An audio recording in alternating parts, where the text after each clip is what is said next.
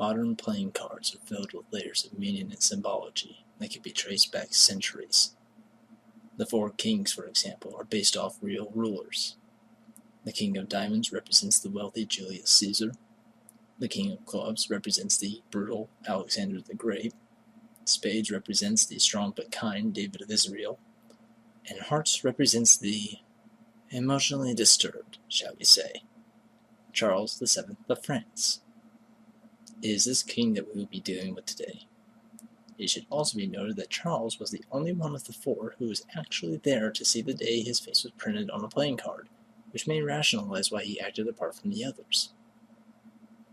Charles's visage was put on the King of Hearts at the very beginning of his rule, but he never really got a chance to come into contact with playing cards until many years later when he became very ill with a fever and was informed that he would be bedridden for the rest of his life. It was during this period that Charles began learning card games to pass the time, such as an early version of blackjack, 21. Charles lay in his bed for 2 years, constantly fiddling with the cards and always getting weaker. As time continued to pass, there were reports that Charles had begun obsessing over the idea that the king, being the 13th card in the suit, was causing him bad luck. He talked about how he was starting to see the number pop up everywhere, and that he was close to figuring out its secret. Of course, his ramblings were blamed on the fever, and by the end of the second year, he was declared insane, and his son, Louis XII, took over the throne. One day, several months after the end of his reign, one of Charles's physicians went into the chamber to find the frail old man standing in the middle of the room, wielding a large sword. Before the doctor could react, the king said, "Il m'a montré la vingtaine de tres, et il n'est pas signifié pour les yeux mortels," which roughly translates to, "They have shown me the truth of 13, and it is not meant for mortal eyes."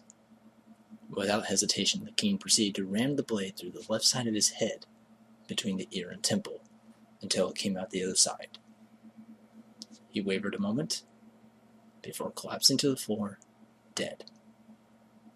After the incident was announced, it was made public that the king had gone mad.